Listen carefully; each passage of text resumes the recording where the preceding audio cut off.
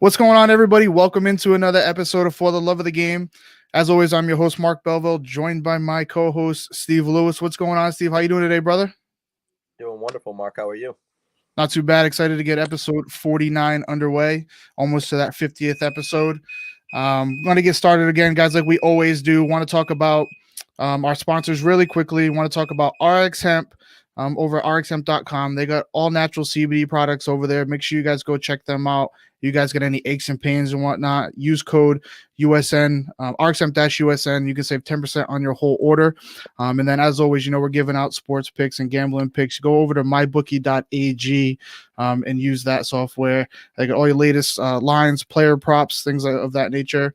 And use code USN100, and they'll match your first deposit 100% up to $1,000. So you can get some extra money there with your first deposit. Very excited to get into it this week. We got golf. We got a WGC event this week, Steven, and we're looking to get things going with the first WGC event of the season. Yeah, I mean, golf's starting to become in full swing now. It seems like everybody's comfortable with like the COVID protocols. So it seems like we've started off the season really well. We haven't had any late withdrawals because of COVID concerns. And yeah, we got two tournaments this week. One's the star-studded WGC 72 man event with a 72-hole no cut. So everyone will be playing 4 rounds. And then we have another little tournament on the side with Puerto Rico. We'll talk about that a little bit later into the show too. And for you guys who are longtime listeners of the podcast and maybe just going to start listening, Steve and I, since the restart happened last year after COVID, we were hardcore into golf. Every episode we broke down every tournament. We gave you our picks, and we kind of got away from it a little bit after the Masters in November. NFL playoffs started coming around late season in the NFL. NBA started back up again. And so really, I was going to start getting back into it with this event. And so a little bit about this event. It is the Wgc Workday Championship. It's taking the place of the Wgc Mexico Championship because COVID reasons they can't travel to Mexico. So this will be taking place at the Concession Country Club over in Bradenton, Florida. A little bit about the course. Jack Nicklaus design, him and Tony Jacklin.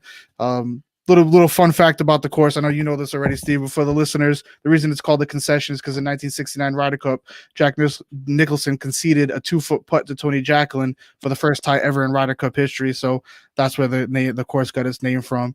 Not much course history at this course outside of the 2015 NCAA championship that Bryson DeChambeau won. Haven't had any professional events at this course. And so in order to break this down, we're going to have a very special guest join us today. And joining us, we have Spencer Aguiar. You can follow him on Twitter at TOffSports and his work over at Rotoballer. But he's great in the golf community with his golf content and DFS and sports gambling. So we're going to welcome him to the show. What's going on, Spencer? How are you today, brother? Hey, guys, I'm good. Thank you for having me on. It's a pleasure to do this with you guys. Thank you. Well, thanks for joining us. Of course. So we got go ahead, Mark. I just wanted to start because we got the WGC event list, and kind of like I said in the rundown, it's the first time that these guys have seen this course in a live tournament action, first time on the PGA Tour. I kind of wanted to get your breakdown of how you kind of analyze when you're going into your betting model and everything, how you analyze a golf course that doesn't have very much course history at it. Yeah, so I do things, I'm a big analytical guy, and not having those stats to go off of is more difficult to create a model. And I think it's one of those things where if it's difficult for us, it's difficult for Vegas also. It's difficult for DraftKings putting it together. We all are kind of playing a guessing game this week, and it's going to be something to where the person who can come up with the best answer is going to be the one that wins the money at the end. So, I like that aspect of it, that we're going to be able to try to make educated guesses. And I have a model every single week that it's a database, actually, that I'll go through and I'll update all my prior stats from the week before. I'll update the course history, the current form. I'll update all of that. I'll go through usually on a Sunday night and try to weight everything that I can before odds come out. So I'm trying to put together the most unbiased model like that you can possibly have. After I do that, I'll leave it for that night. I'll have my rankings in place. I'll have, where I'm thinking general discrepancies might come into play. On Monday, I'll wake up. I will import in the betting odds. I will import in the DraftKings prices. And I will go through and I will find every deviation or, incongruity in pricing that I can find between my model, whether that is between DraftKings pricing, whether that's between, eventual head-to-head odds, top 20 markets, outright bets. And that is something that I proudly release off. It's a condensed version of what I'm doing, but I release a model out at RotoBaller every single week in my articles where you can go through, you can make a copy of it, you can weight the tournament the way you think. And that's one of my favorite things about being in this industry is I love talking golf and I love doing that, but I love providing a platform for people to be able to create their own insight and to be able to weigh a tournament the way they want. Yeah, and that's great. I mean, for most people that don't know, Spencer is very lively on Twitter. And it's funny because I found you, and I also found another collection of, I call it the golf's misfits. So, like, it's the Outright King, it's Chet Stedman, these guys that, like, they don't live by their own name, but, like, you seem like you guys have, like, found each other. I didn't know if there was, like, a friendship where you guys actually know each other, or if that is just a Twitter community that's just come over in the past, like, year or two.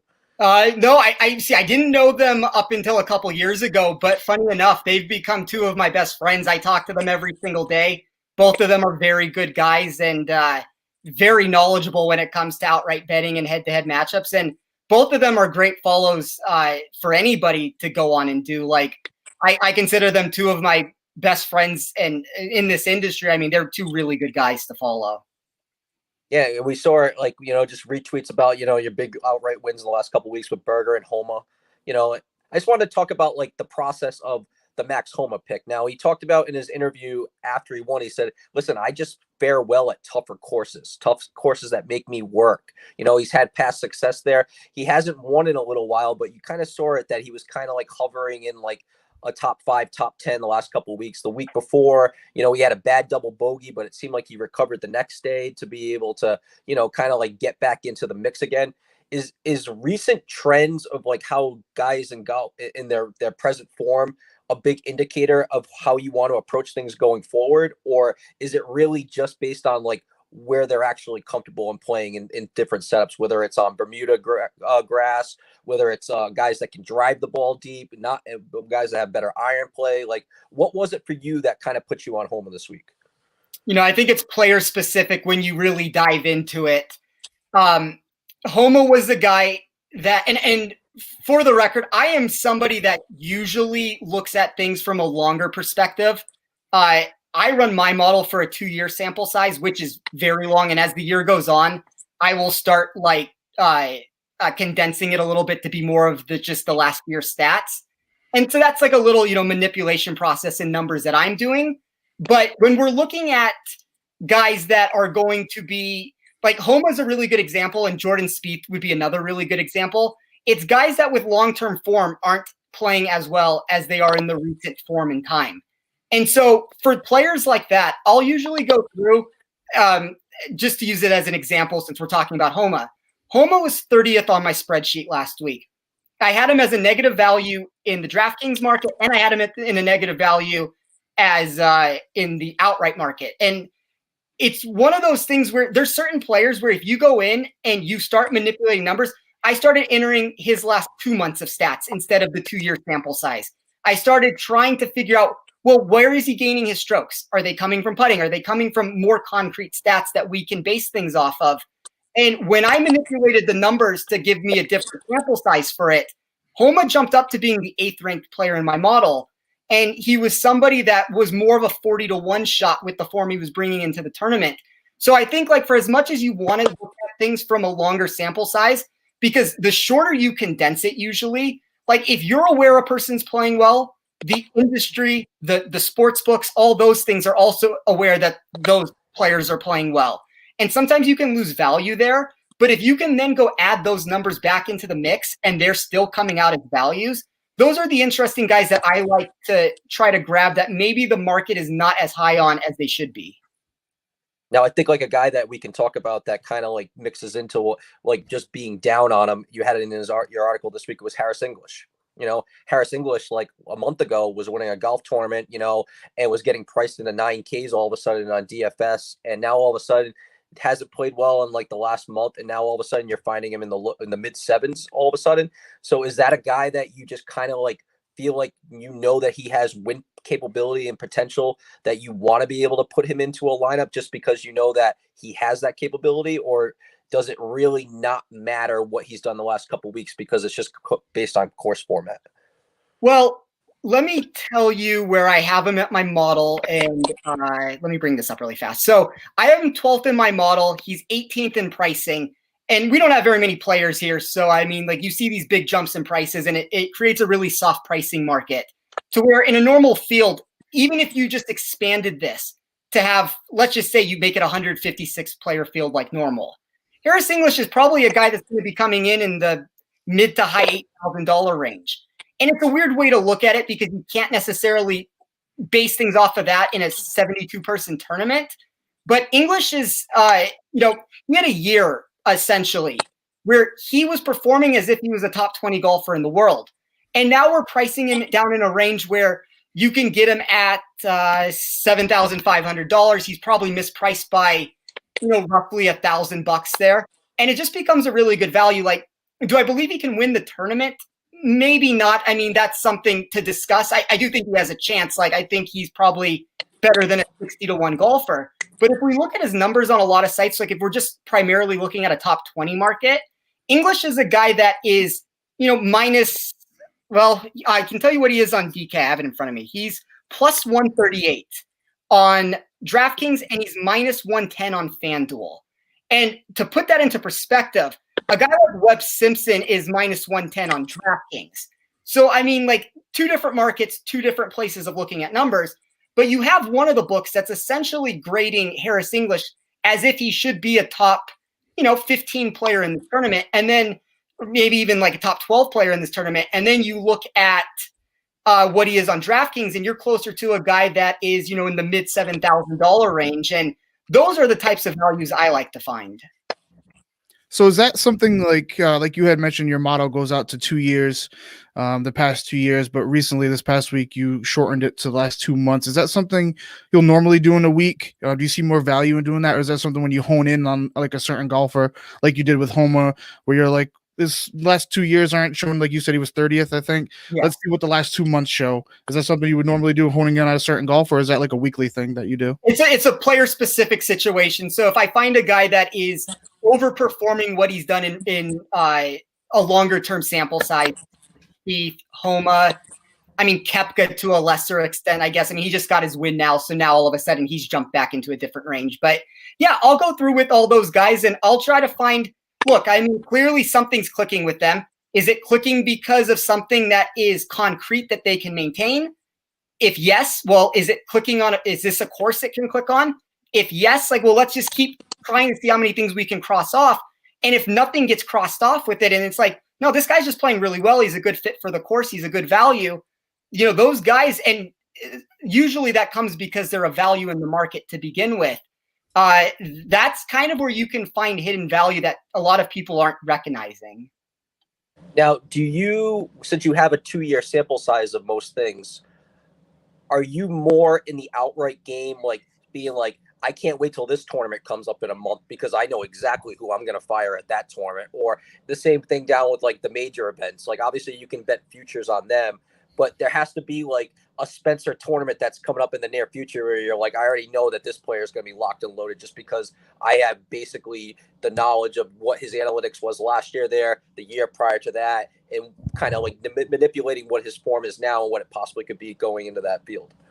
Yeah, I mean, you're 100% correct when it comes to major championships. Those are tournaments that we have access to year round. And if my model is showing somebody to be a better performer than the math is showing from the sportsbook side of things, because that's all we're trying to find. We're trying to find where we can find value over the casinos. And if we're able to find value on a player that, we can get, Zalatoris is a decent example of it. He was 150-1 for the PGA Championship. Is he going to win the PGA Championship? Who knows? But he's not 150-1 golfer. He's a guy now at this point. He is, I mean, even in a field like that, it's what is he, 60-1 this week? I mean, I can't imagine he will be more than 50 or 60-1, and he could even theoretically be less if he continues this run. Those are the tournaments that I like because you can build an outright card for the whole year. I think the weekly stuff is a little bit more difficult because even if you think that you have somebody, that should be a value, a lot of things can change. Like I could think that bad example because he'll probably be the favorite for the tournament. But like, if I know at the Wyndham Championship, Webb Simpson is going to be like, that's his course, that's where he performs. If the industry wasn't aware, which they are aware, but if they weren't aware, at some point the industry becomes aware. And by the week of the tournament, it's like, well, yeah, the guy could have been something, but now he's the favorite at 8-1, and now there's no value in the numbers. So I like major championships for your question. I think that's where you can extract the most value long term. Now, as far as like this past week, I talked to you and I asked you for like a couple guys that you liked, and you were on, I believe you were on Clark and Gooch, and those guys weren't even on my radar, at all. And obviously they performed pretty well considering what their price tag was and what they finished in the field. What made those two guys a fit that came out of your model that all of a sudden, because it wasn't like we saw them trending in a direction in the prior tournament. So like there must have been something that you saw that helped elevate their status for them to be plays this week. That was all a statistical thing. I mean, there's a little bit of course history thrown into the mix. Gooch is volatile with his results. Clark hadn't had as many upper echelon results with it, but they were two guys that, for what I thought the Genesis Invitational Riviera Country Club would demand from a player, they were two guys that fit that mold. They were also two guys that had past course history. And I'm not a person that weighs a bunch of course history into my model. I did a little bit more last week because we see that tournament, and Rory and Bryson would probably be the two outliers. They're always guys who perform, and they just fell off the face of the earth for that event. But it's generally a tournament where you see the same guys in the top 20, and they were just guys like I had Clark 15th in my model, I believe. I had Gooch 13th or 14th, and they're priced as guys that are the 60th or 70th price golfer in the field, and those are the edges you dream about, mostly if you're talking about like top 10 or 20 wagers, or even like just a cheap throw-in for a DraftKings lineup. No, you said before that obviously you're big on analytics and everything with the model, but is there ever a situation where a golfer's trends might outweigh a certain analytical aspect of it? As far as like, I'll just throw a golfer out there, like a guy like Tony Finau, who we now know for all the wrong reasons he can't close a tournament. Just this last weekend, I actually was telling Steve, I was like, I wish we could live bet this playoff because we know he's not going to close this match against Homa here. But is there ever a situation where Finau might look good in a model, but you're just like, listen, I got to stay away from this guy because I know in an outright situation, he just doesn't have what it takes to pull it out right now? 100%. And I think that like when you get stuck on the mold of my model says this, and you start overlooking guys that actually have win equity or guys that don't have win equity, that's where you run into danger, because you become a robot in the sense of like, this is the guy who mathematically checks out for me. I'm going to ignore everything that he's ever shown me over the course of time. And like Finau is a really good example of that you use, because if we're just using this off of a skill set, he's a top 5, top 7, top 10 player in the world, whatever you want to make him. The guy has proven he cannot win a golf tournament. And it's not that he won't win a golf tournament. He's going to win at some point. I don't know when it's going to happen. And unfortunately, like when his odds were 50-1, 100-1, when we're looking 4 or 5 years ago, well, you can take a shot and hope you get there on it. Like his talent maybe outweighs the situation. As a 20-1 golfer, I don't know how you back him at this point. Like he's going to burn everybody one of these weeks when he decides to win. I mean, like this week, it's a good course fit. I can't imagine he can rebound after what he did last week, but there is going to be some week that he turns it on and burns the industry. But he's almost like a dumpster fire of you just stick your money in there and you're going to lose. I don't care what he looks like statistically with it. Now you brought up Rory, and I was talking to Mark prior to the show. It's gotten to the point with Rory that he's always one of the highest priced guys in salaries on the daily fantasy. He's still one of those guys that still gets the outrights with the high odds. It's almost like the Tiger Woods effect for a little while, like where he wasn't winning golf tournaments, but they knew that public money was still going to come in on him no matter what. And if you made his odds higher and higher and higher, more money was going to be poured, and they were going to be more susceptible to take a bad beat once these guys wins. Is Rory in that category now, like where you have to lay off of him until you actually finally see him win a tournament again? Or do you just kind of just figure that it's a foregone conclusion that he's eventually going to win a tournament in the near future? Rory's a tough one to deal with that. I bet Rory last week. He was on my outright card, and that was a disaster with the way that turned out. I'd like to say it's a tournament by tournament basis. If we believe this course this week is going to play difficult, and I don't know how difficult it's going to play, so I want to be careful with that terminology with it. Like, I believe Vegas has the winning score at the over-under on it is 14.5. You could sell me either way with that. I don't have a strong opinion, but if we start getting closer to 10 under par, Rory's never won a tournament at less than 12 under par. And that's a problem situation if we're talking about a difficult golf course. Like, there's a lot of things checking for Rory this week. I think it's a good sign. He loves Bermuda. I think that's a better surface. I'm willing to forgive some of his POA struggles last week. He has good history coming off of a miscut. I don't think I can get myself to at least jump back in this week. I mean, it might be in a couple events. If something turns around, I will change my opinion on it. But you're 100% correct with the stance of they refuse to move Rory's price tag. Like, they're still treating him as if he's competing in these events. And, there's a round from him every single tournament where he is just imploding. And if he's not going to win, then you're not going to be in this, game for very long by laying him at 14-1 and hoping to get to the winner's circle with it. Like, I almost compared him to like the Jordan Spieth effect. Like, Jordan Spieth was still getting that mad respect. I was just going to say that too. And he hasn't won in years. And then a couple of weeks ago, I saw his price tag finally at 7,500 on DK. So they were finally representing that Jordan Spieth hasn't been playing golf very well. And then that 1 week, all of a sudden, he turned it back on. And all of a sudden, Jordan Spieth is contending for tournaments again. I just didn't know if that comparison to Rory was actually going to get to that point, like where they were going to have to start working his price tag down, because I do look at his ownership every week in these things, and it seems like he's almost 10% owned, whether it's in a single entry or it's a max entry. So people still believe that in his talent in winning a golf tournament. I just didn't know what it was going to take for that price tag to eventually going to come down at some point. Yeah, I mean, I'm unfortunately probably in that mix of the 10% of people that just keep falling down that well every single time. But you actually brought up, if I can switch the topic for a second, you brought up a really interesting point. Do you mind if I repeat what you told me when we talked privately a couple days ago? Absolutely. You wrote me and you were talking about, your bankroll management and how you do things. And you were telling me that you play single entries or three maxes. And if I could stress one thing to anybody listening to your guys' show, I think that is like the smartest thing you can do if you're trying to build a bankroll. Cash games, that is always going to be your number one moneymaker to keep the bankroll moving. If you're going to play tournaments, the single entries and three maxes are where you want to be. These like 150 entry, 100,000 person tournaments, they're lotteries. There is no implied probability that anybody has. It doesn't mean you can't win and somebody wins every week. But if you're methodically trying to build a bankroll, the best thing you can do is to play these single entry and three max tournaments, because you might start at $5 or whatever the number is you start at, but you start growing it. Like, you win a $5 with 200 people for, let's say, $250. You do that enough times, all of a sudden you're playing $10 tournaments. Then you're playing $20 tournaments. Then you're playing $50 tournaments.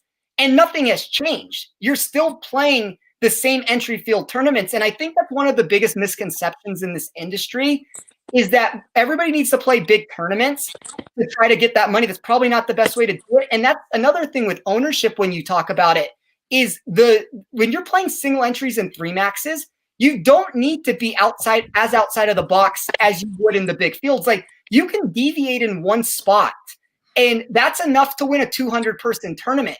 When you play like a 100,000 person tournament, as much as I like Dustin Johnson or like John Rahm, it's almost like you're forced to fade those guys, because if 25% of people are taking them, you just like, you hit John Rahm, 25% of people hit him, and you're still in the same boat of like, well, I didn't even cash based off of this. So I think that's the number one thing, if I could inform anybody of that, is just, be aware of the contest that you're in. If you do want to play these large field tournaments, you're going to have to deviate a little bit more. If you're going to play the single entries or three maxes, you don't have to go as wild with it.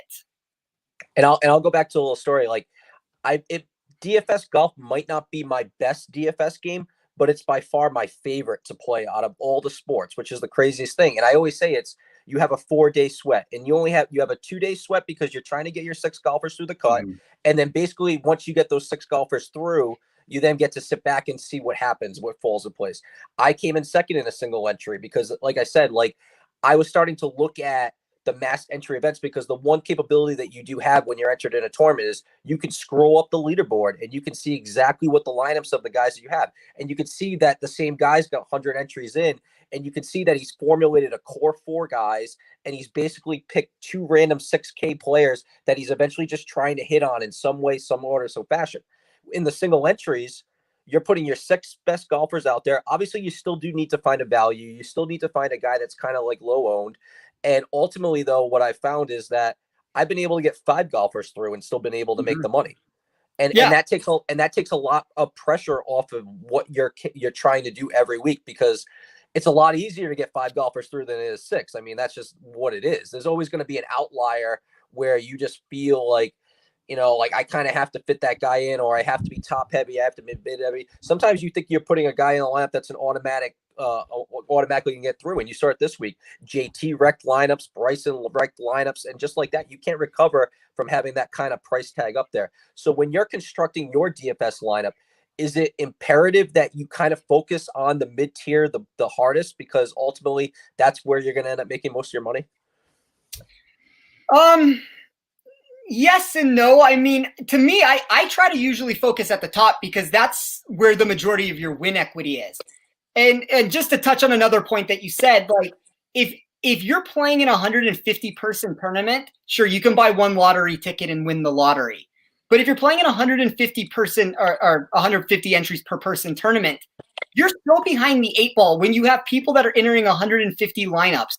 And like you said, they have a core 4 and they're just rotating those 2 extra guys, and you have your 2 lineups in there. You're like, you're just shut out of so many directions where you cannot win. And that's what makes those so difficult. But as far as the middle tier goes, like, yeah, I mean, you're trying to find the value any spots you can. I like the top of it because I'm trying to find where I think my win equity is, but you can't win without, like, to even win most of these single entry things. I mean, you're going to have to go 6 of 6 through. You're going to have to find 6 guys that outproduce their price tag with it. And it's one of those things where value is what value is. So if you can find value in any spot, and Gooch and Clark would be 2 good examples in the low 7,000 last week. Like, I'll build a lineup that will be maybe more stars and scrubs, and you might get caught and you have Bryson in the lineup and you miss the cut. You might go the opposite route and you go more conservative in the tournament and you're able to get all 6 of 6 through. Maybe you don't, but like, the process just has to be something that you're able to find your edges, find your value, and go with it from there. So we'll look at the WGC this week. It's a tournament that everybody makes the cut. Everybody plays 4 rounds. When you're looking at a field and you're looking at the betting, I think we both came to the idea that like outrights are probably tougher this week. Probably going to be focusing on head-to-heads, certain situations where you can try to make a little money. When you're looking at a 4-round setup, and obviously you have past history of like these events where they hone the 72 players in, are you trying to zero in on a guy that ultimately has the capability to go at least low in one of the 4 rounds? Or are you looking for a guy that ultimately is going to be able to shoot you 68, 67 every day? It's probably different for DraftKings than I would be looking from like a betting aspect of it. I do think DraftKings scoring comes so into effect that you are going to need guys that can score. The more difficult this course gets, the more unlikely that somebody goes bonkers one of these days and puts up a 63 out of nowhere. I don't know. I mean, if you were to ask me, I would say 68. I mean, if you shot a 67 every day, I think you win the tournament just absolutely running away. I mean, if you're somewhere between 68, 69, you're probably competing for the win. So, I don't know. It's difficult at a course that there's not much background with on it of what you're looking for. I mean, no-cut tournaments, you're like a no-cut tournament in general, the Xanders and the Justin Thomases of the world, because they have such an ability to shoot a 62, and like those rounds count for DraftKings at such a high level when like if they can go bogey free and they have 10 birdies on the card or whatever, like that adds up. But I don't know how many birdie runs we're going to be able to get this week. The par 5s are extremely long and difficult. The par 3s are extremely long and difficult. Like, I'm trying to find players that I think would fit well for a U.S. Open test. John Rahm is my favorite pick this week. I think Rahm wins this tournament. I think he finally probably turns some of his putting around, hopefully. And I think if he does that, he wins. And I think an interesting thing, even if you're just looking from a DraftKings perspective on it, if you look at head-to-head markets this week, Rahm and Dustin are minus 110 both ways. And when you're looking at price tags for the two of them, I mean, you can get Rahm for $500 cheaper. And I'm not saying don't play Dustin. I like Dustin, my second favorite golfer this week. But I think it does show that you can find value sometimes, especially if your numbers correlate with what you're doing. When you find a guy that's like, okay, my model slightly likes Rahm more than Dustin this week. He's $500 cheaper. And now the betting market is also saying, because there's no reason for the betting market to not have Dustin be a substantial favorite. And I'm sure there are books where Dustin is a substantial favorite to it. But I find it interesting that there are markets out there saying that these two guys are a 50-50 matchup with one another. And I think even if you just did little things like that, looking for head-to-head plays, if your model correlates with what you're seeing, I mean, you can find little tiny advantages that way, even without trying to go for the super high reward play. Now, I know you said it's kind of tough to find some value this week with obviously all the top golfers in the world playing and it being such a short field. But what would you think about a guy like Patrick Reed, who's I think he's 31-1 this week, and he's obviously shown that in bigger tournaments like the majors, the Ryder Cup, the WGC events, he definitely shows up. He's won this year already. You know, he's definitely a guy that can get it done. Like you said, this course is kind of setting up like kind of looks like a U.S. Open course. It's going to be difficult. Do you see any value in a guy like that sitting at 31-1? Reed's never really my cup of tea. I do know that we mentioned Outright King earlier. I know he's on Patrick Reed this week, and you know he's super sharp, so I would never go against what he's saying with this. But you know, guys that are really good with short games, whether that be putters or around the green stuff, I never weigh those things as dramatically as most people do. And you know, sometimes it hurts on a week, and this would be a week, I agree with you, where if you're going to try to find that, I mean, if this course plays difficult and if the winning score ends up, you know, trickling more towards 10 under par or less, Reed's game has the ability to be good out of the sand traps, to be good with his around the green game, to be, you know, a hell of a putter with it. As long as he's not cheating, it'll be fine. Well, yeah, I mean, that's a different story. But, you better watch out, Mark. His wife will come after you on Twitter. The burner account. don't start with that. But no, I mean, he's actually closer to value than he usually is for me. He's usually somebody that is completely just like not on the mark. Like I think I have him at 35-ish to 1 as being proper. Yeah. You know, so if somebody's model is saying that he's a guy that it's value at 33 to 1, like I could live with that. It's not necessarily my cup of tea this week, but nothing would shock me if he goes out and wins this tournament. That this is the kind of course where I could see him performing on. So now that there hasn't been really a lot of course history, I mean, Mark talked about it. I think there was an NCAA championship that was played back 2015 that was won by Bryson. Mark, was that correct? Yeah. Yep. So when you don't have like that idea of like how players are thinking when they're going to attack the course, is there a way to be able to get information on their practice rounds early on in the week that might filter out being like, all right, this guy really felt good here. He had good things to say about it. I think when we talked about Patrick Reed last year at one of the US Opens, he gave you a bulletproof, like play-by-play of why he liked the course, how it met his eye. Is that something that you try to find information on early in the week when you really don't have much information going into the week prior to this? Sure. I mean, if a player is going to come out and say that they love the course, I mean, a lot of these guys are pretty transparent. Like I heard an interview with Justin Thomas today, and he's just flat out said he didn't like where his game was at. I mean, he has other situations going on with his life right now that I'm sure are affecting his play.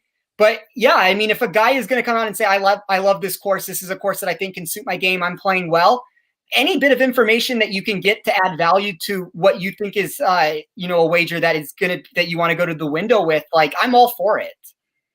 Yeah, golfers have never been really shy about how they feel about courses. You've heard them time and time again of calling out the USGA of how US Opens have been set up and stuff like that, or how they don't like this in a certain course. So they've always been known to just speak their mind when it comes to how they're playing in the courses that they're playing on.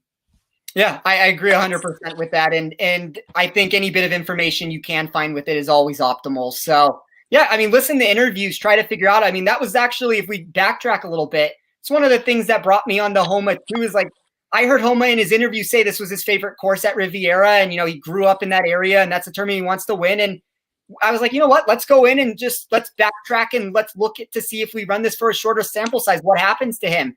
And it just so happened that everything kind of clicked for him. And Guys saying they love a course is definitely something that's a relevant thing to look at.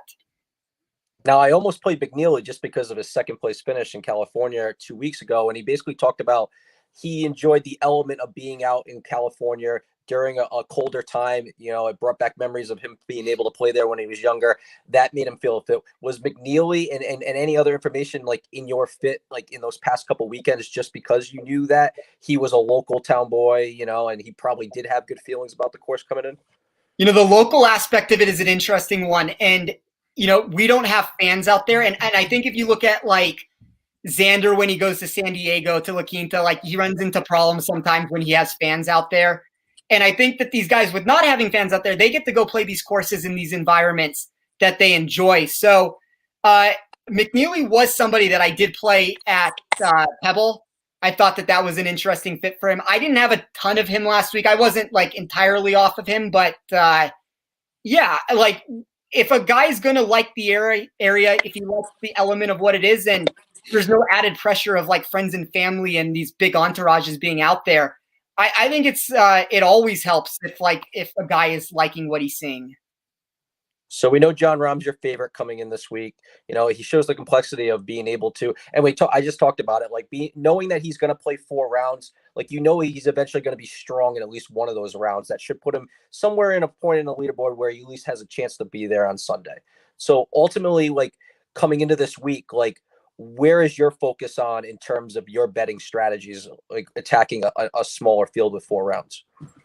This is probably where I will go more towards looking for the guys that have a little bit more volatility, whether that be a guy that can shoot a 64 or a guy with a little bit more up and down nature to him. Bryson DeChambeau is interesting to me. And I know like everybody wants to blacklist him after last week. I know everybody.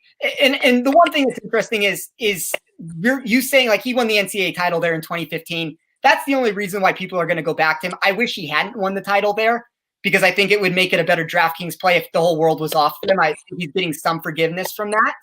But I'm looking for guys that have, Bryson might have the highest win equity of somebody that also has the lowest floor of a top golfer. Like these are not atypical performances from Bryson of him to miss a cut and then win a tournament. We saw him win at the Rocket Mortgage last year. And then a week later, or a start later, go out to the Memorial and miss the cut. This is just what he is. Like Bryson's a guy that is so far outside the box that he almost just sometimes can't fit himself into the box in certain situations. Like Bryson is somebody that I will be attacking. I will have an outright wager on him. I'm fine going back down to the well there. And a little deeper than that, I have some interest in Webb Simpson. The course might be too long for him. I don't have a wager on him yet. But I'd be a little careful on going past the 80-1 range if you're looking for outright wagers. Like the cream rises to the top in these tournaments, and I think it's important to find the guys that have the win equity. If you exclude the match play tournament, most of these guys are, Dustin's won it 6 times or whatever he's at. Rory's winning the tournament. Koepka's winning the tournament. Jason Day, when Jason Day was the number 1 or 2 player in the world. Like, you're not really getting these deviations of guys coming out of left field. So I would rather overexpose myself up top than I would underneath of trying to add a bunch of 80-1 golfers and being like, oh, there's only 72 players in this tournament. Let's see where I can find value. Like, I'd rather jump to, the 40-1 range. Like, I probably wouldn't go much deeper than Sung JM in most spots of like trying to find guys like that. Sung JM, Patrick Reed, that whole range of guys is about as deep as I'm looking to go in most of these situations here. Now, Patrick Reed's technically the defending champ, I think, even though it's a different tournament. Yeah, take it for what it is, I guess. Well, so one of the low price guys that you had interest in was Kevin Na. And I didn't know if honestly it was just the idea that you just knew that inserting Kevin Na into a 4-round setup, he ultimately just wasn't going to kill you or shoot a bad enough score where he was going to hurt the top 5 guys in your lineup. One of the things I liked with Na is I don't know where he's at currently. I haven't updated my model in the last couple hours, but the last numbers I have for him, he's about a 5% owned golfer, give or take. And once you start talking about 5% golfers in a no-cut tournament where there's only 72 people, we've seen Kevin Na win 3 times since 2019. Like, if we're trying to find guys with win equity that are a little lower down the board, and I don't necessarily think Kevin Na is going to win this tournament, but it's one of those guys where it's like, at least I know he can if he gets himself into contention.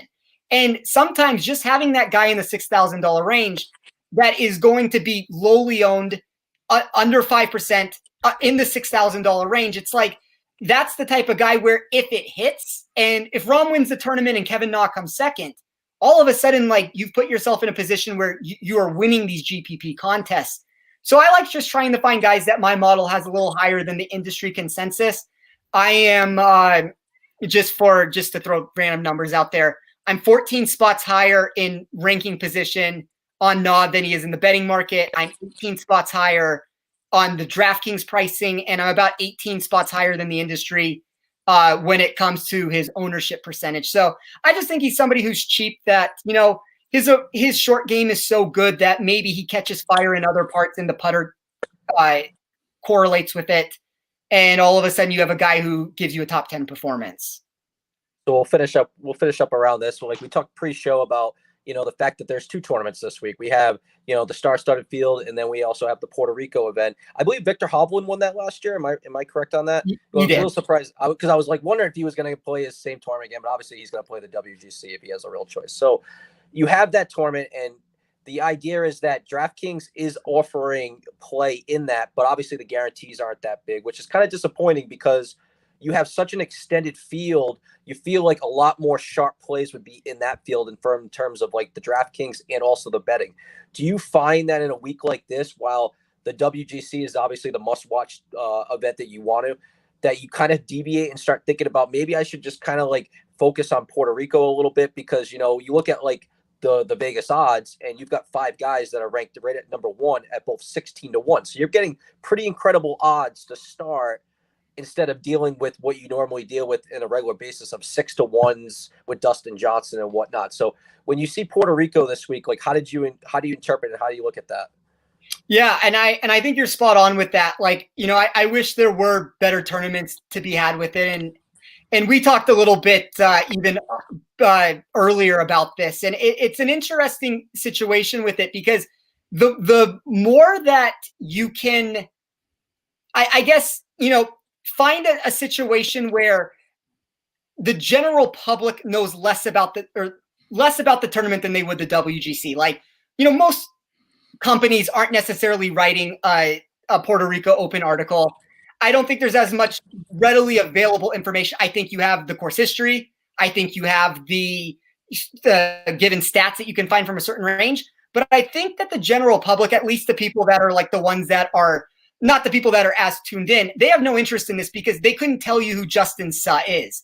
They couldn't tell, like, they barely know Emiliano Grillo, I'm sure. Like, it's just a lesser known audience. And to me, that's where I want to find my value, because I'd rather be competing in something to where I can create something that like nobody, or a vast majority of people, aren't as aware of what's going on. And it just creates a better market for you to be able to, like, take your advantage and kind of run with it. It's like you almost have kind of an edge doing that. Yeah, that's how I feel about it. Like, if anytime you can get because when you look at the WGC, it is just a bunch of superstars in the tournament, and it's like, if we want to say, like, there's Bryson, there's Rahm, there's Dustin.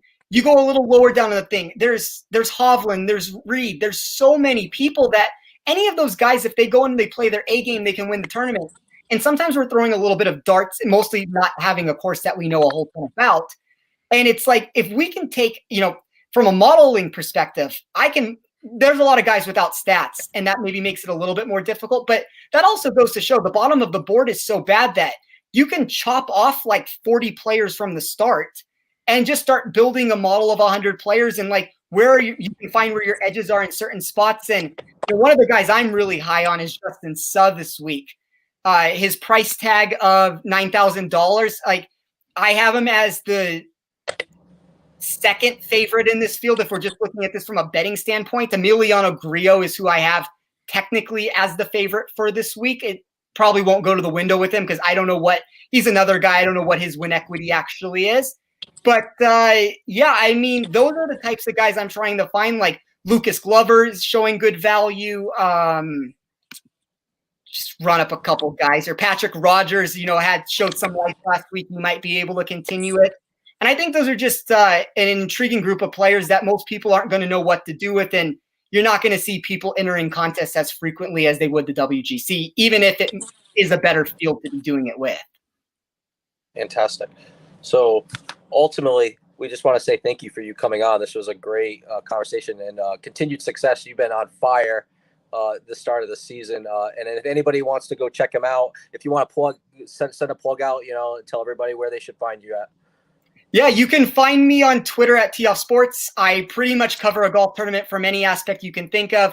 I have outright betting, head-to-head matchups, one-and-dones, DraftKings, little roundtable discussions that we put together over at Rotoballer.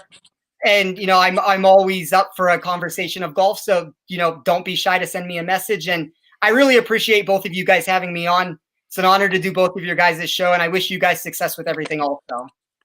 And we hope to have you on in the future. We got major championships coming up, Spencer. Let me know when you'd like to have me back, and I'll come back. I appreciate this. All right, sounds good, yeah, Spencer. Thanks for coming on, buddy. All right, thank you, guys. Yeah. Bye. All right, brother. I think I'm ready to go now. I think I'm ready to go for this. It just gets the juices flowing, Mark. Like we talked about it a couple weeks when we had the college guru on himself. Hoops. I always get a shout out Hoops when I get a chance, man. I love Hoops. The reason why I respect and love and encourage people to go check out Spencer is because you can truly tell that he loves what he does. He puts a lot of effort into it. And basically he's generated a community around him where he's got these guys that come together and they just kind of spitball at each other. And he says it like outright king, like he's a sharp player. Like he likes Patrick Reed this week. He's like, I would never, ever, say to him that like, that's not a great play. Like he's listening, like trying to figure out like edges. And the best way that you can do it is, is take all the information that you have. And the two things that I say that great people do is they don't let the books get in the way of how they feel about things. Sunday night comes around, he's now generating his own standards. He's already in his bag, man. He's ready to go without any bias coming across, whether it's DFS pricing, whether it's Vegas pricing. That is the kind of people that you kind of want to associate with, because those are the people that you have that general feeling where they're going to put their info out.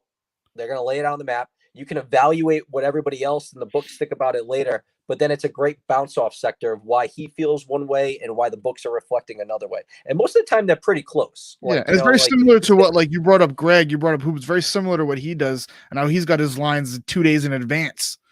He's already putting out his lines for games. Absolutely. And if sharp bettors know it, you're never going to get the max homo like he did the last week. Like he saw a guy at 66-1. He said he should be at 40-1. Like ultimately that's the value that you're trying to find. Like cut off an extra 10, 15 spots and then find your sharp money there. So it was a great interview. Definitely enjoyed it. Can't wait to, have him on later in the past. And like I said, if anybody hasn't followed it, 2 weeks in a row, he's picked outright winners between Daniel Berger and Max Homa. So, he looks like he's in his bag right now. Like, you and I both know how it is, Mark. You get hot, you get excited every week. You're ready to go, right? It's a new challenge, so a lot of respect. For sure. I want to get into some comments really quickly too that we had while we were doing that, but I didn't want to interrupt Spencer while he was talking. And we were going to talk about this. We didn't really mention it, but we got a comment here saying, what happened to Tiger? And so if you guys haven't heard yet, Tiger this morning got into a single car accident, rollover car accident on his way to I believe he was doing a photo shoot with Dwayne Wade for Golf Digest or whatnot. And he had to be pulled from the car from the windshield with the jaws of life. He immediately went to the hospital. His quote from his agent said that he's having surgery with some leg injuries. I don't know if it was a broken leg. Somebody had said it was a broken leg. That hasn't been confirmed yet. It also said that he was conscious at the scene when they arrived and that he didn't seem like he was impaired. I know everybody's first thought is probably, obviously with Tiger's past and substance abuse and whatnot, and he just had surgery and painkillers. So it doesn't seem like there's any of that as of now. We haven't had all the reports haven't come out, but obviously we all wish Tiger and his family well and hope he has a full recovery and that nothing ends up being life-threatening. Yeah, I mean, those pictures were scary when we saw it today. Like anytime like Tiger gets put in the thing and people were, like saying that car accident happened, like, I didn't really know how bad it was at first. And then you see it. And then, like you said, like speculation starts coming, like, how did it happen? Nobody else was involved. He kind of just veered off, did his own thing, or that's what they're saying right now. You brought up his past, what's going on. I saw him Sunday when he was doing the Genesis interview. I mean, he looked off, and I said it, and when I say off, it looked like he was dazed, and I don't want to say sedated like, a little bit.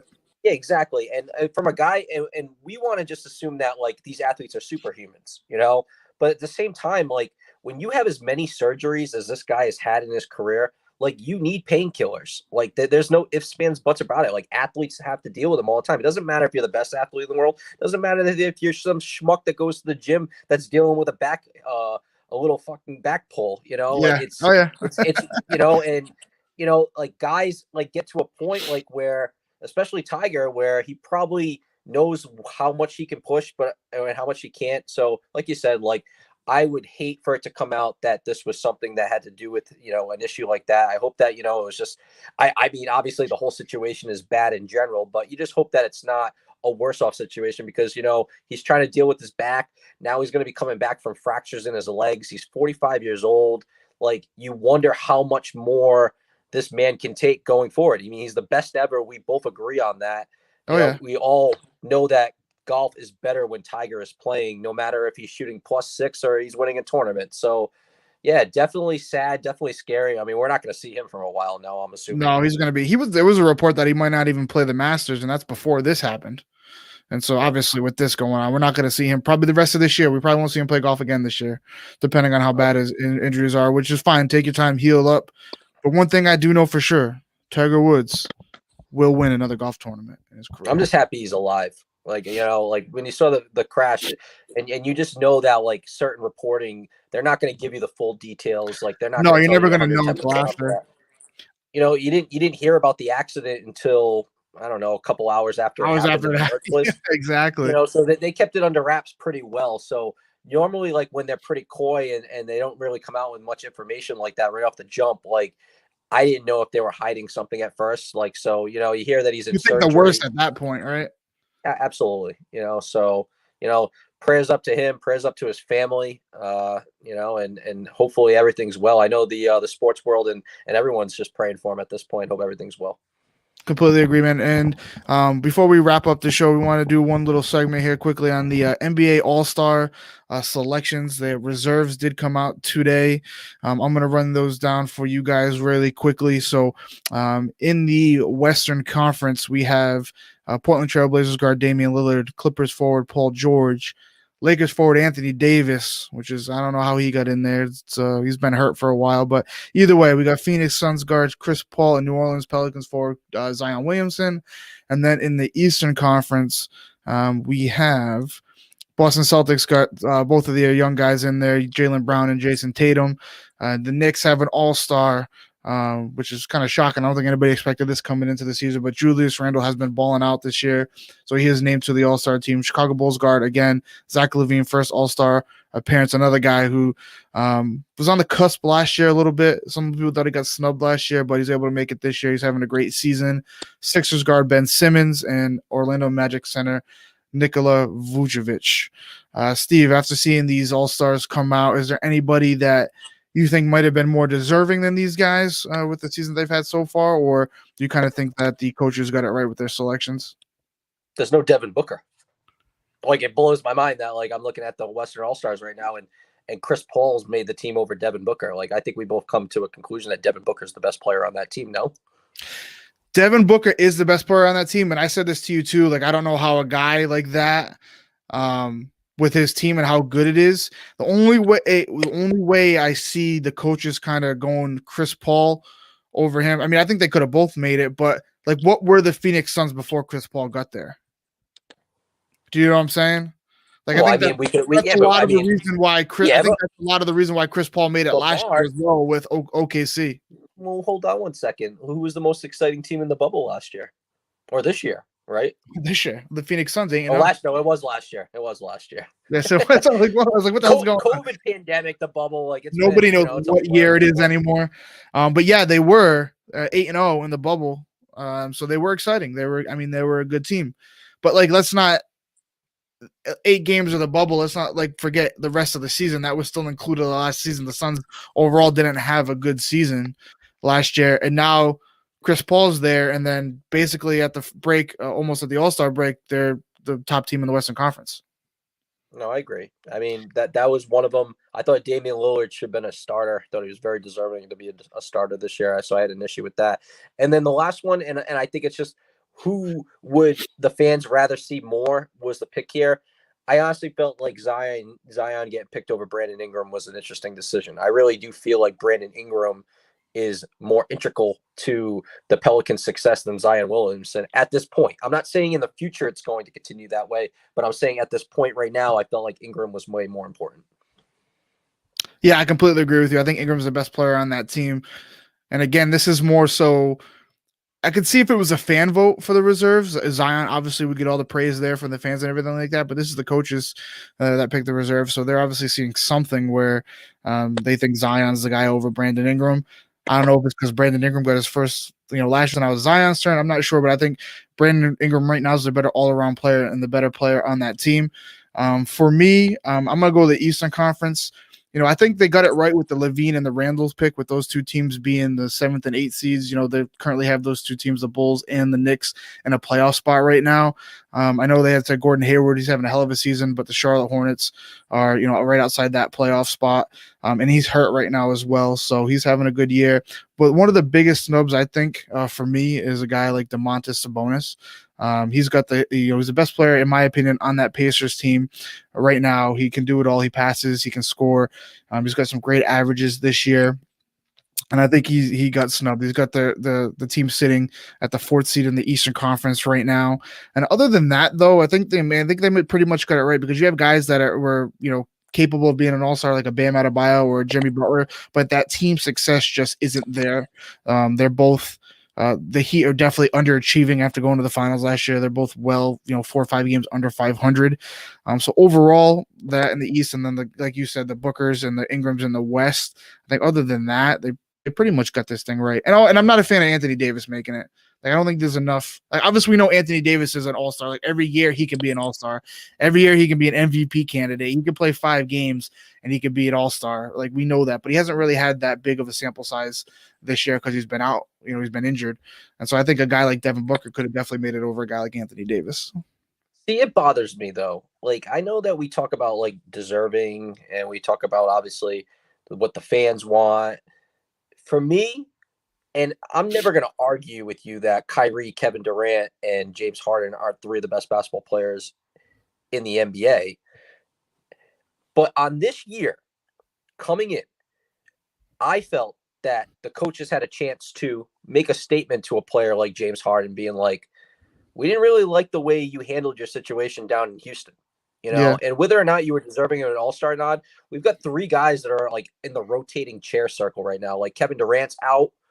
Kyrie Irving's is just disappearing from his team for a week and a half on end, doing things that he's not supposed to do. And James Harden forced his way out of town. Now, while he's been good for the Nets, I ultimately believe that it came down to like the full scope of playing the first half of the season.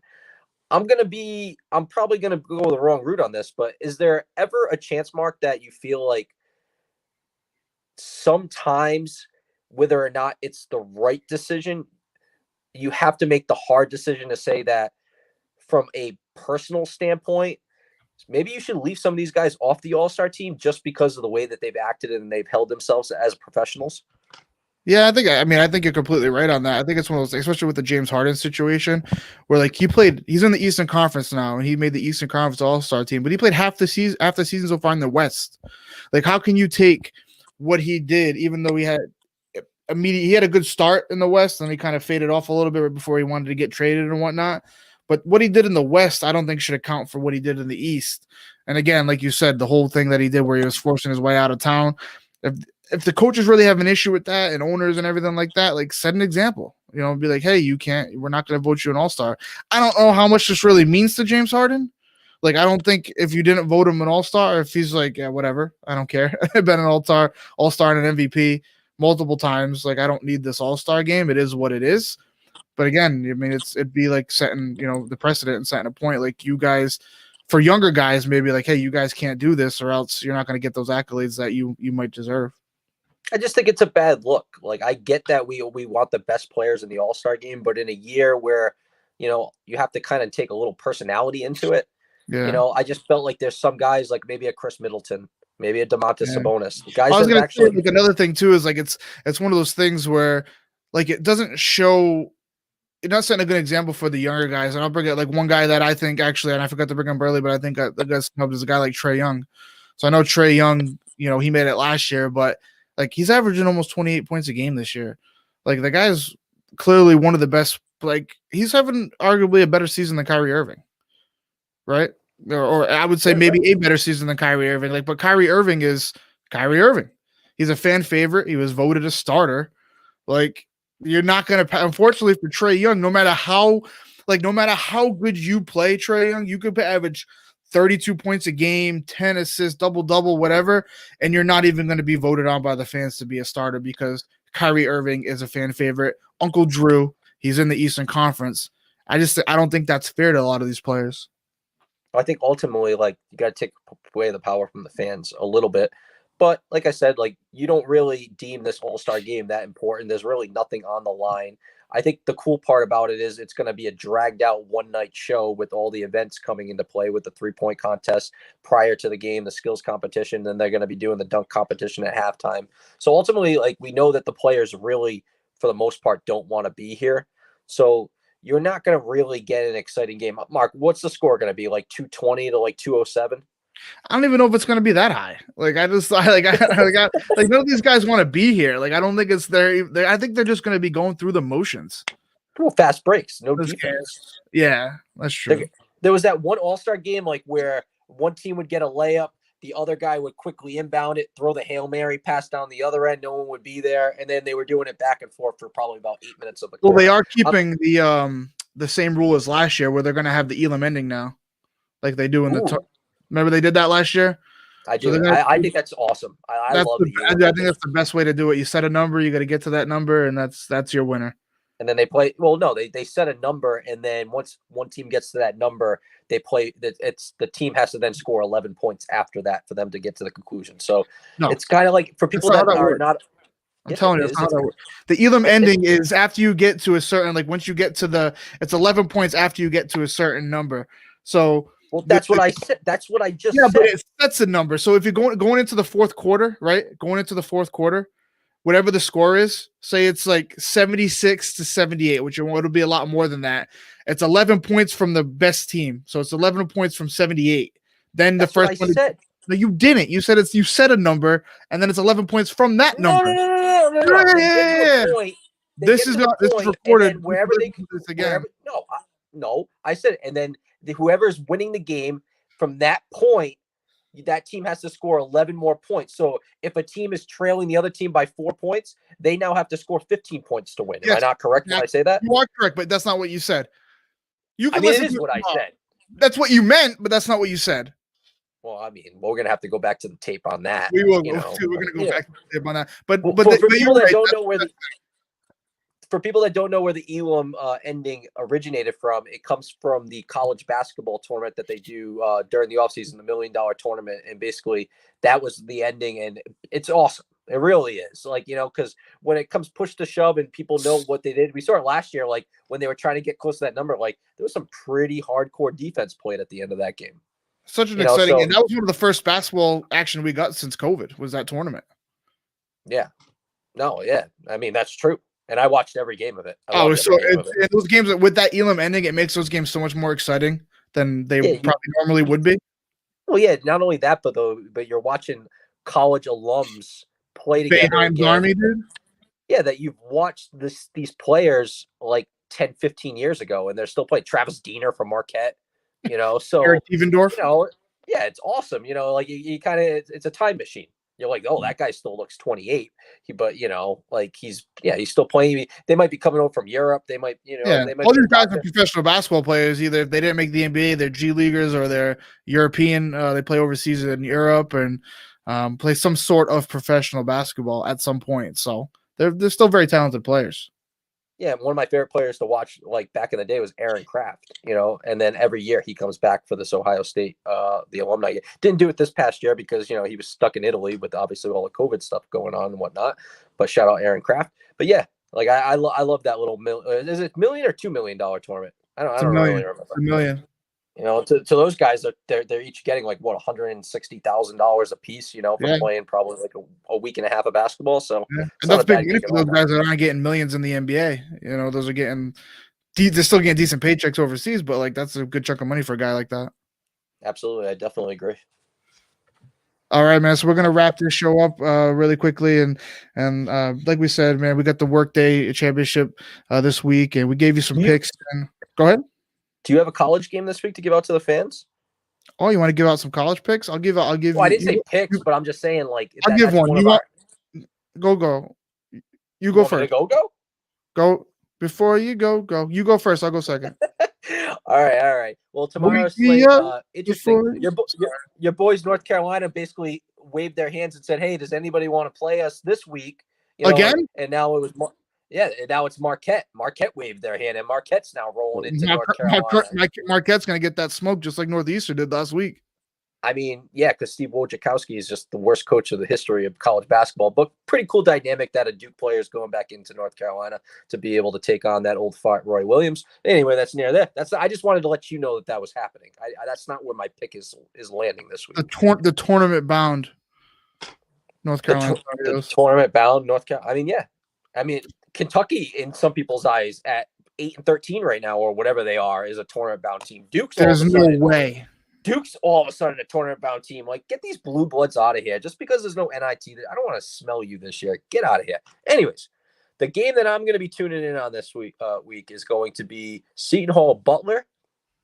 And lately, Seton Hall just hasn't been able to put the ball in the hoop very much. And Butler is a team that relatively likes to play slow.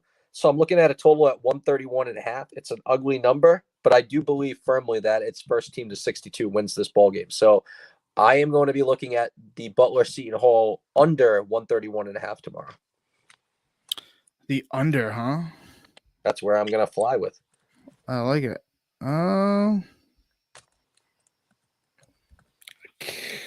Dude, I haven't even looked, man, but I'm going to go. Just because I know you probably let me give you an easy one. I'll give you a layup just because I like Bama. I like Bama on the money line. Bama money line plus money. They're playing. It's paying play. They're an underdog at Arkansas. Interesting line shift that the Bama opened -2 and public has immediately moved that money in favor of Arkansas -1. All right, let's go Bama. Arkansas has been hot. Eric Musselman likes to take off his shirt in the locker room after wins. People love that. That's a big game for them. That's, for Arkansas, is like that's probably the win that gets them a sealed tournament bid into the tournament at this point. So if they can win, yeah. So I don't know like that. Soon, you said, right? The SEC tournament. I mean, they could still. Oh, March. They can still rattle up some wins in the SEC tournament and still. Yeah, but this is a quad 1 win. So for Arkansas, like that's kind of like why I probably wouldn't go after that game near say, because I just feel like it just means a lot more to Arkansas at this point in the season, especially being at home. And we know they're road and away splits. So obviously Bama is the class of the SEC. No one's going to argue that with you. But clearly I can understand why the sharp movement has gone in favor of Arkansas in this game. So that's kind of like where I is. The only other game I'm going to bring up, and it's just because I had to grossly watch it the other night. And I really do feel like Vegas. Huh? Holy Cross and Boston University. Well, they play like 25,000 times a year, but dude, I can't believe they're playing again. They've played 4 times already or something, haven't they? There's like 4 teams in that league. It's Colgate, Army, them, and those two. Like Boston University. Boston University's out there wearing masks, Yeah, that's why you got to go eventually. Like they're gonna get winded. Like Holy Cross plus 7.5 just because of the mask aspect. not on those home and away splits. I don't even want to take the game though that I think that people should focus on tomorrow is 2 teams that just played each other. It's New Mexico Air Force. New Mexico's had a really tough, both very, very bad teams. Like, no one's going to argue that. But the thing And we have a like, rule that we don't bet bad teams. yeah, but when you have to absorb watching a bad team and then you say, well, those two teams are playing each other and I can tell that another team is just drastically better than the other team, well, that's probably why I'm going to end up looking at that team. But I watched the New Mexico Air Force game, not because I had a side mark, but because I had the total the other night. Didn't hit. I was wrong on that. But ultimately what I found out was that, well, no, it's not even that. I mean, it's like the Jay Cutler reference. I always say to you, like, he threw 4 interceptions to D'Angelo Hall. He said, if we go out there tomorrow, I'd throw at his ass 8 more times. Like, doesn't care. Guess what? I'm going to throw my money right back at this game again because I don't care. Because I know what these eyes see, and I know that I was right in what I saw. But I saw a New Mexico Air Force game that was one of the worst basketball games you can imagine. A 5-13 team versus, I think, Air Force is like 5-18 at this point. Yeah.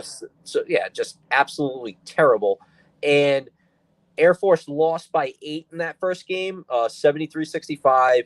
And that game was actually closer than the score actually dictates because New Mexico absolutely dominated that first half because they just had way more size down low, and Air Force had they just didn't have any backbone because if Air Force is not able to hit 3-pointers, they have no prayer of winning a basketball game. And if you're going to look at it from both sides of the spectrum, New Mexico had a lot more energy in that. They have a lot more chances to score efficient hoops. They out-rebounded Air Force at will. They shot better from the line than Air Force. Air Force stunk. So ultimately, if I know it comes down to Air Force being able to shoot a 3 to be able to stay in the game, and that's the only way that they can stay in the game, like, my money's definitely going to go on New Mexico in this game because ultimately I like easy buckets. I like guys being able to rebound the ball better than the team, and they got a horse down low. Like, so that's it's a terrible game to pick, but, just like we talked about the Puerto Rico Open, like, you got to go where the value is, Mark. So I'm going to take New Mexico at money line against Air Force tomorrow. Just so the people out there know, you can be right and still lose a bet. That's true. Happens all the time. But you're only betting because you want to be right, right? Exactly. So then what do we, No, I'm just saying, just because what I'm saying is, like, just because you lose a bet doesn't mean you were wrong in betting that. Like, everything could work out and how the pace of play and 3-point percentage and teams are playing, how you see them and what the eye tests tell you and what analytics say. But then there's that bullshit foul call where there's a team that's in the penalty 10 minutes into the game and they got 10 minutes of bonus free throws that you don't account for, or there's crazy situations that happen. You know what I mean? You can't account for stuff like that, so you can still be right. You know what you sound like right now? What?